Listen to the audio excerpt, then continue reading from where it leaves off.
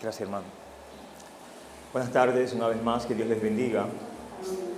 Antes de entrar en materia, no quiero olvidar, en la noche de anoche, me encargaron darle un saludo muy afectuoso a la iglesia. También personalmente me encargaron darle un abrazo, desde aquí un abrazo a la iglesia y un abrazo a la familia Abulquerque Guzmán. El pastor Silvano Robles en persona, estuvimos muy cerca y me pidió encarecidamente, y la iglesia, hasta donde yo veo estamos bien y hasta donde estamos en comunión estamos.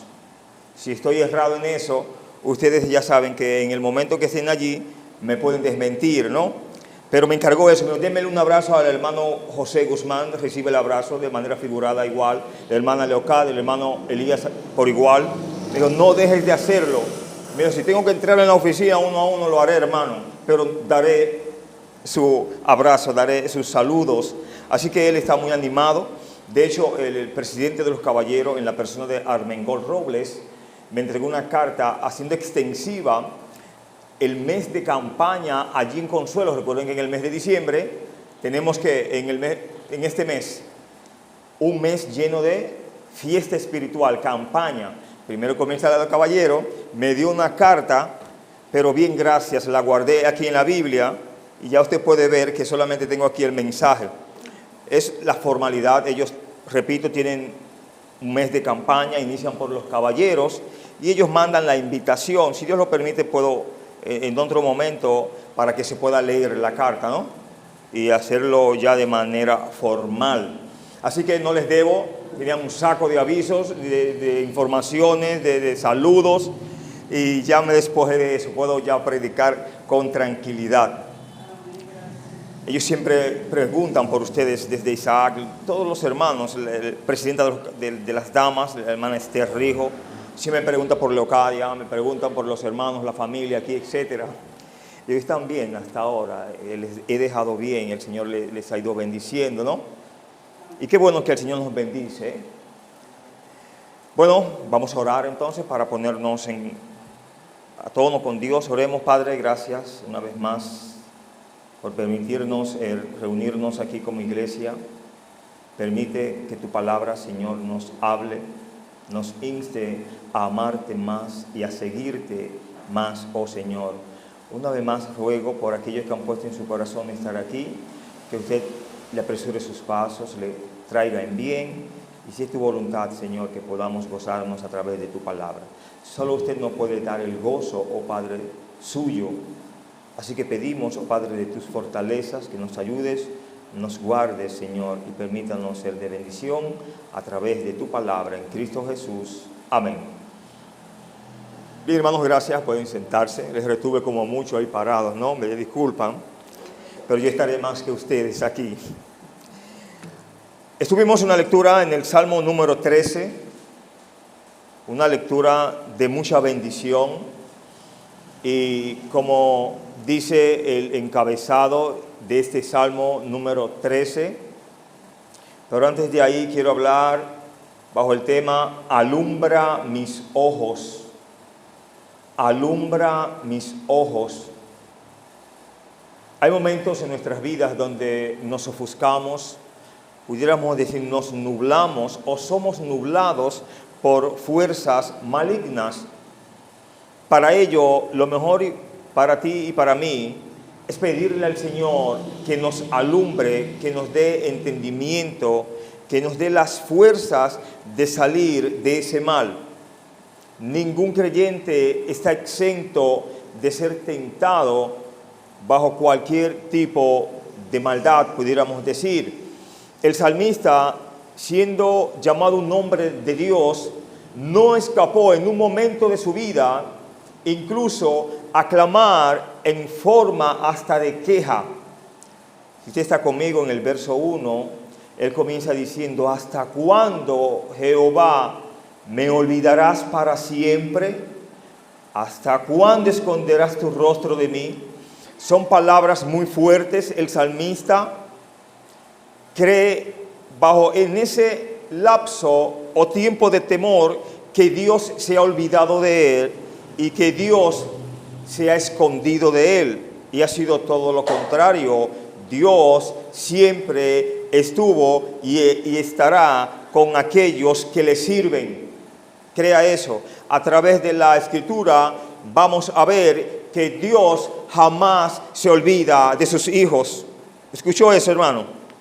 Aunque tú y yo lo creamos, aunque el salmista crea o creía que Dios estaba olvidado de él y que estaba escondido de él, no era así. Dios estaba lo más cerca de David para bendecirle y para fortalecerle. David aprendió al final de esta oración que solo clamando a Dios podemos recibir el socorro de Dios y no quejándonos con Dios.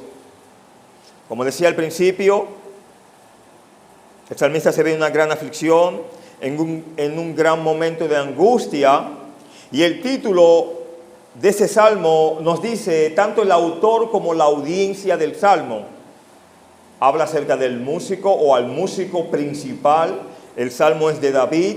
Algunos creen que el músico principal es el Señor, Dios mismo, o unos personajes que vemos en Crónicas de nombre Emán, de nombre Asaf, tremendos cantores, coreitas, de la tribu de Coré. Estas personas fueron tremendos sirviendo al Señor, aunque hubo una generación de los Coré que se rebelaron con siervo de Dios y como tal cobraron el beneficio de Dios.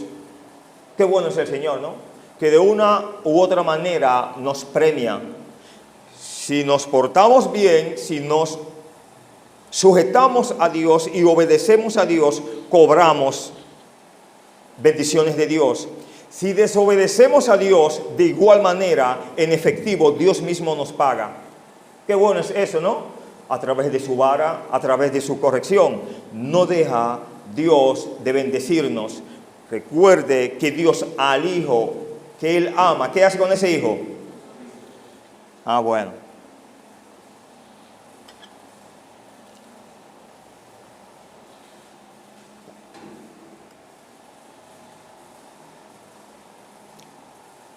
Este es un salmo de transición, comenzando por el desánimo y la desesperación. Pero termina como este salmo, en un lugar de confianza, gozo y aliento y dando gloria por la salvación grande que David había recibido de Dios. Habían ciertos temores, pudiera verse de manera mental aquí. ¿Cómo mental? Sí, él estaba turbado. Cuando nos turbamos estamos en nuestras mentes turbados.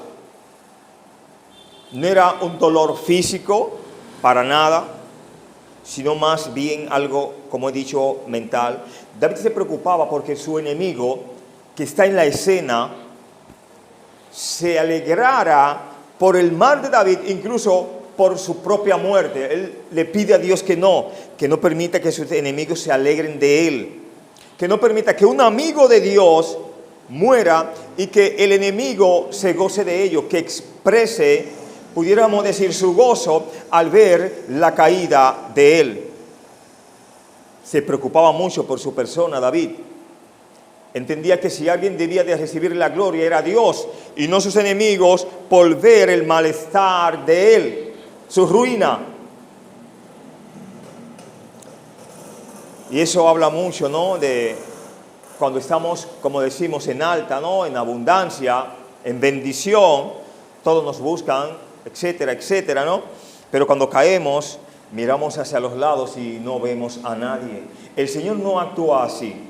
Al contrario, el Señor a las viudas las protege, a los huérfanos, a los desposeídos, etcétera.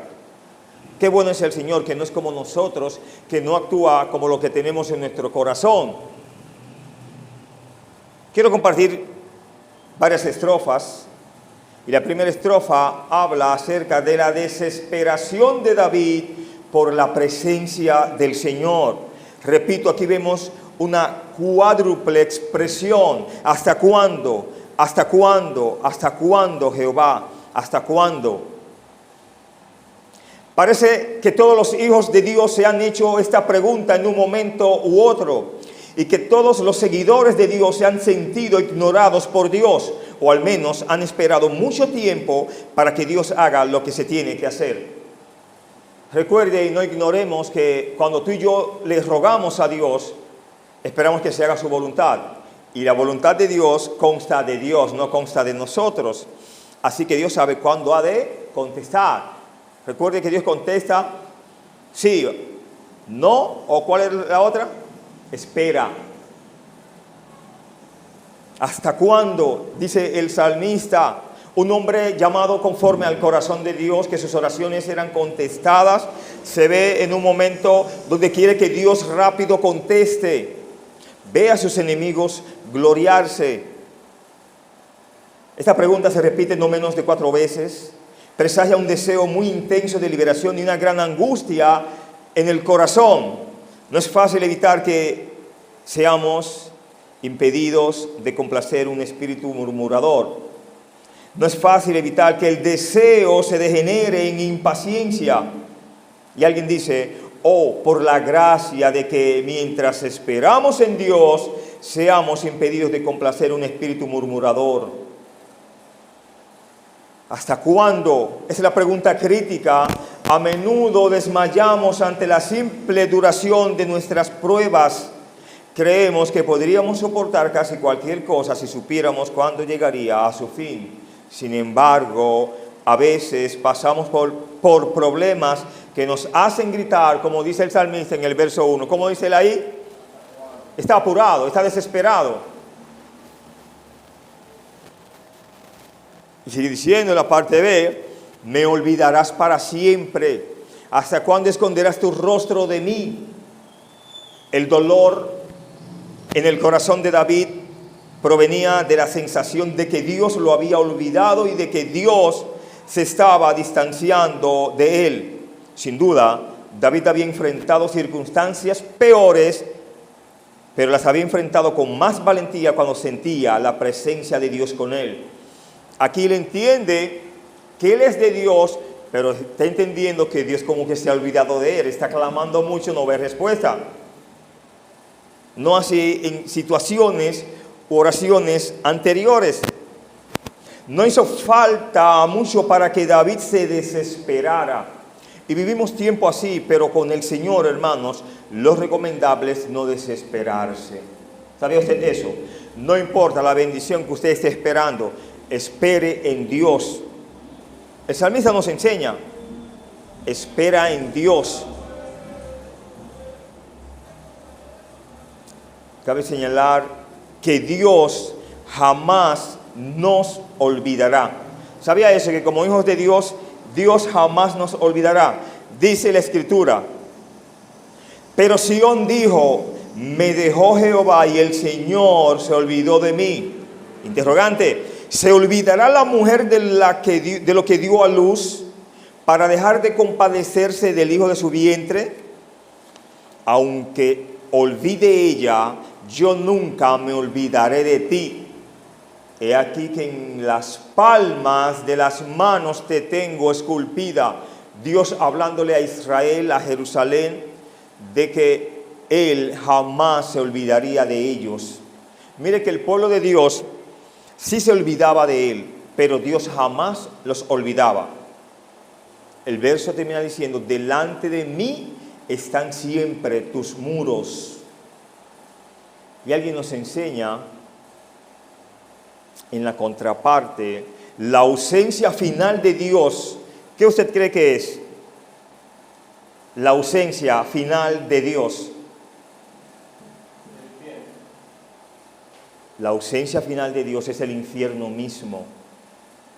Ser castigado de la presencia del Señor es el infierno de los infiernos.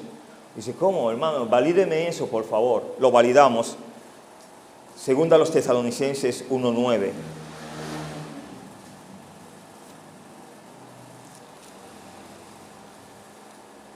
Segunda a los Tesalonicenses 1:9 dice, los cuales sufrirán pena de eterna perdición, excluidos de la presencia del Señor y de la gloria de su poder.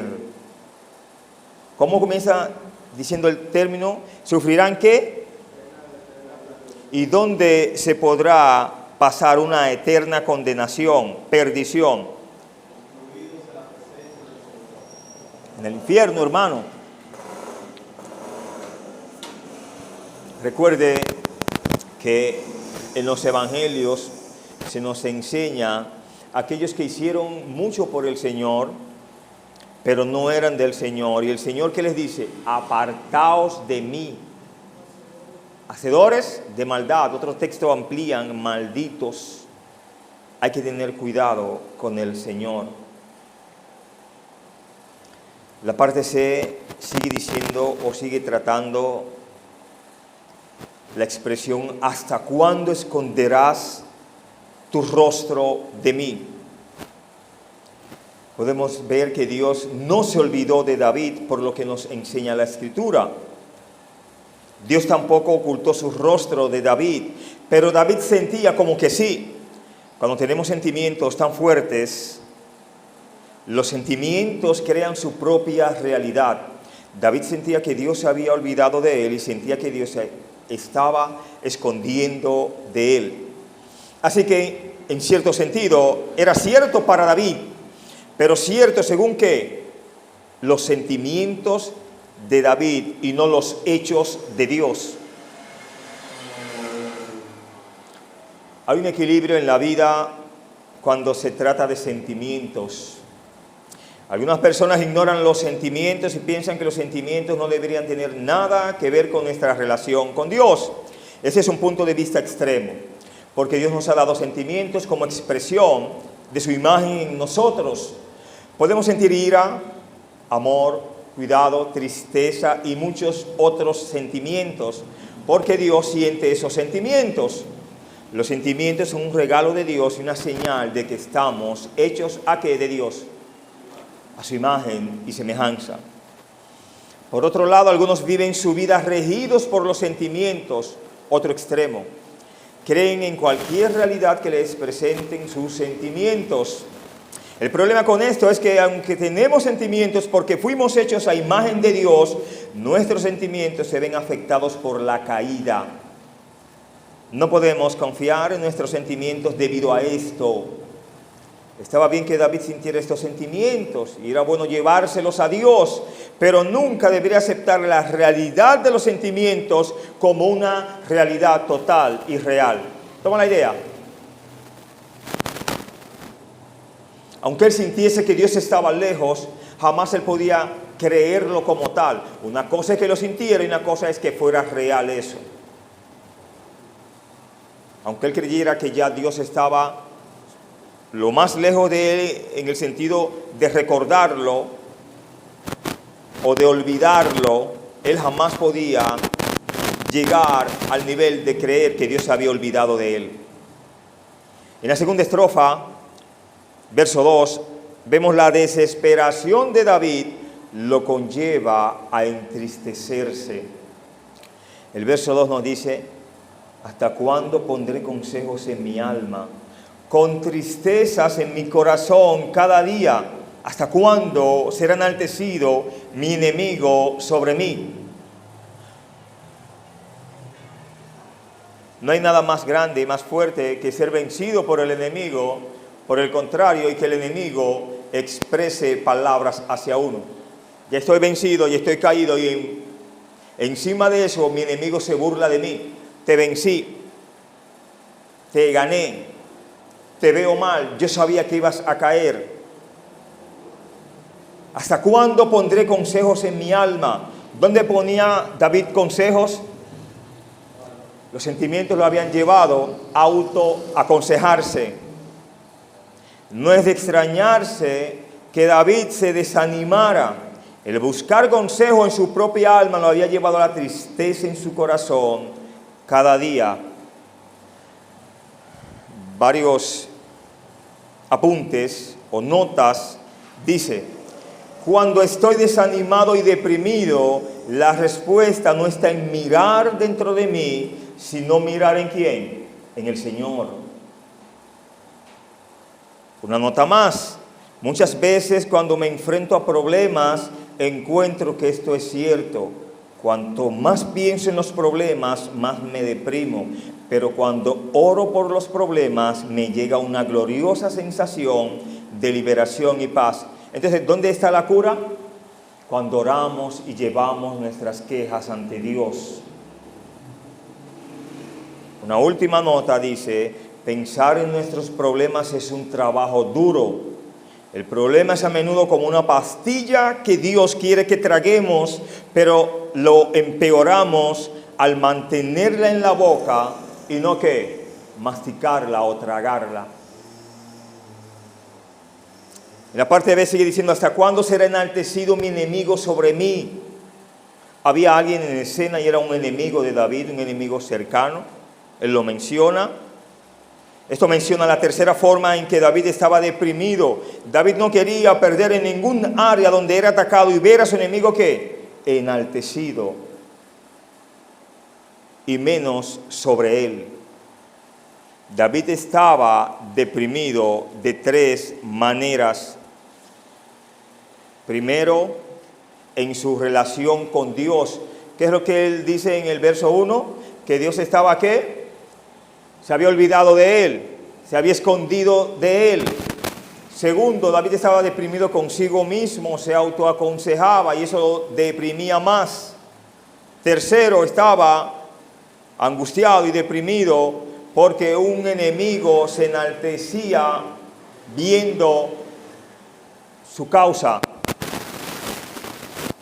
Este no era un deseo puramente egoísta. David sabía que él era el hombre del Señor, con un llamado especial para guiar al pueblo de Dios. En ese sentido, los enemigos de David eran los enemigos del Señor y los enemigos del pueblo de Dios. El sentimiento de David de que Dios lo había abandonado estaba relacionado con su sensación de depresión. Y alguien nos enseña, enumera amablemente varias fuentes de depresión espiritual. ¿Un creyente puede tener depresión? Claro que sí, no es humano. No tiene problemas, no le llegan problemas. El primer, aquí habla, el temperamento puede inclinarnos a la depresión. Segundo, la enfermedad puede agotar nuestra fuerza física y provocar depresión. El agotamiento también puede dejarnos bastante abiertos a la depresión y al sentimiento de abandono. La decepción, después de un gran esfuerzo, alimentada por la bajada de una subida de adrenalina, a menudo puede conducir a la depresión. La presión de enemigos naturales y espirituales puede empujarnos hacia la depresión. Pero creemos, hermanos, que tú y yo conocemos la cura cuando llegan momentos difíciles a nuestras vidas. Cuando creemos o podemos pensar que Dios está lejos o está escondido, solo clamando a Él podemos encontrar la luz al final del túnel. La tercera estrofa, verso 3, el salmista dice: mira, respóndeme, oh Jehová, Dios mío, alumbra mis ojos para que no duerma de muerte. ¿Cómo estaban los ojos de David? Haré el pedir que alumbre sus ojos, muy oscurecidos.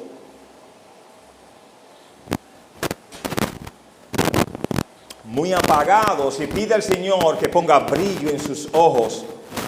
Y esto es hermoso, practíquelo. ¿Cómo se practica eso, hermano?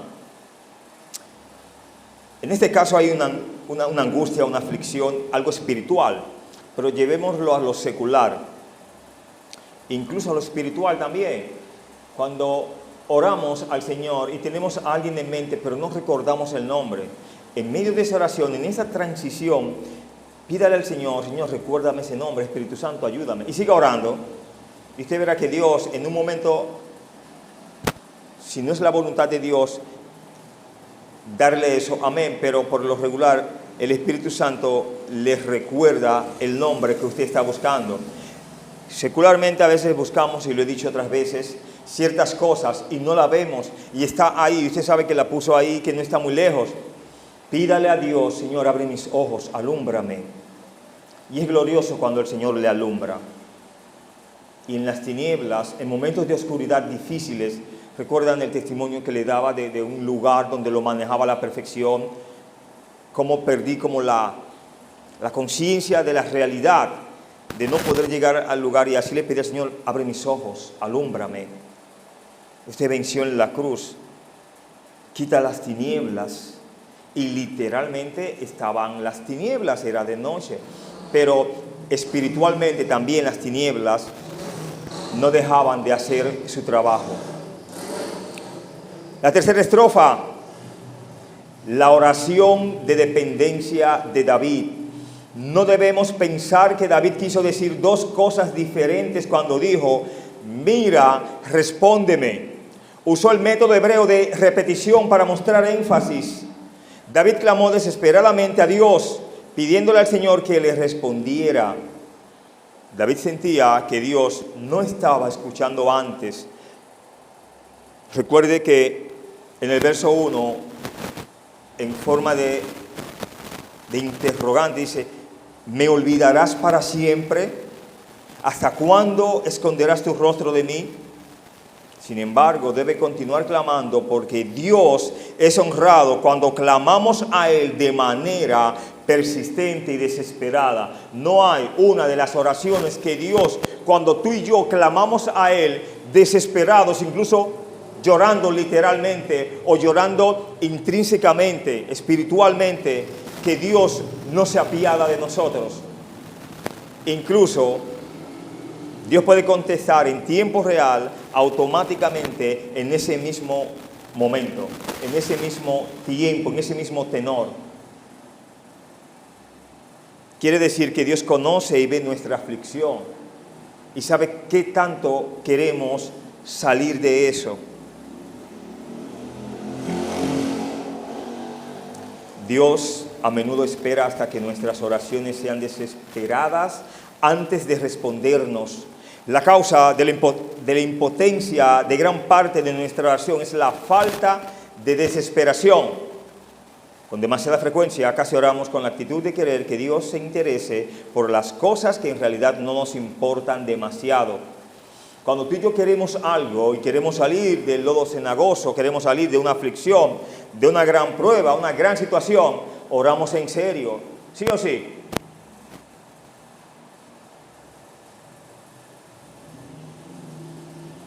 La oración desesperada tiene poder no porque en sí misma persuada a un Dios reacio. En cambio, demuestra que nuestro corazón se preocupa apasionadamente por las cosas que le importan a Dios. Tú sabes que solo Dios te puede sacar de ese mal, solo Dios puede curar esa herida, solo Dios puede vencer ese obstáculo, y clamas a Dios. Y a Dios le gusta eso. No dice Él: clama a mí y yo te responderé y te enseñaré que cosas pequeñas o grandes y ocultas que ni tú ni yo la conocemos. También nos enseña: si permanecéis en mí y mis palabras permanecen en vosotros, ¿qué podemos hacer? Pedid todo lo que queréis y os será hecho. Juan 15:7. El salmista pide en la parte C de este tercer verso que alumbre sus ojos. Estaba muy ofuscado, ¿no? David tuvo la sabiduría de saber que, aunque sentía sentimientos poderosos, no estaba viendo la realidad. Su visión estaba nublada y oscura, así que clamó a Dios diciendo que alumbra mis ojos. El apóstol Pablo conocía la importancia de que el Señor alumbrara nuestros ojos. Eso es lo que oró por los cristianos. Dice la Escritura: para que el Dios de nuestro Señor Jesucristo, el Padre de gloria, os dé espíritu de ¿qué? De sabiduría y de revelación en el conocimiento de Él, alumbrando los ojos de vuestro entendimiento, para que sepáis cuál es la esperanza que los ha llamado, y cuáles las riquezas de la gloria de su herencia en los santos, y cuál la supereminente grandeza de su poder para con nosotros los que creemos, según la operación del poder de su fuerza. Efesios 1, 17 a 19, cita: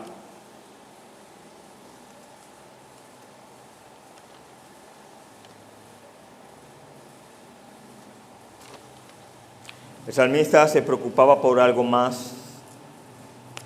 Verso 3. Para que no duerma de muerte. La muerte en sí, ¿qué es lo que es? Un sueño, ¿no? Aquí está hablando de la muerte David. Para que no duerma de muerte. Él sabe que la salvación grande está asegurada, pero no quiere que sus enemigos vean su final, y mucho menos que se alegren de ese final. Si no somos alumbrados por Dios, seguramente nos dormiremos, y a menudo el sueño espiritual conduce a la muerte espiritual. Pablo pudo haber tenido este versículo en mente cuando escribió sobre nuestra necesidad de la luz de Jesús. ¿Qué nos enseña el apóstol Pablo en Efesios 5:14? Despiértate, tú que duermes, y levántate de los muertos, y te alumbrará ¿quién? Solo Cristo puede alumbrar nuestras vidas. Solo en Cristo está la luz eterna de los siglos. El que le sigue no andará en tinieblas. Amigo que escuchas a la distancia, busca a Cristo, sal de las tinieblas y te alumbrará el Señor.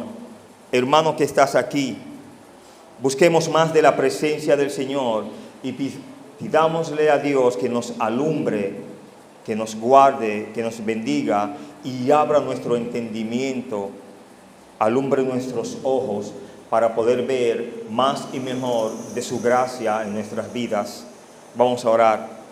Oh Dios eterno, gracias por tu palabra, gracias porque solo usted es el Dios vivo y verdadero. Gracias por las bendiciones que usted nos ha dado. Ayúdanos, oh Padre, a ser obedientes a usted, a buscar cada vez más su luz admirable. Líbranos de pecar contra usted. Ahora que nos dirigimos a nuestros destinos, que tu gracia, tu amor, Señor, quede amparado en usted. Guarde tu iglesia, Señor.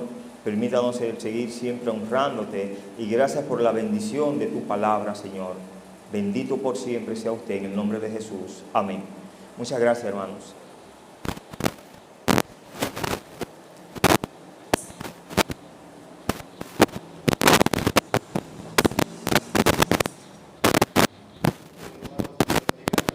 Gloria a Dios.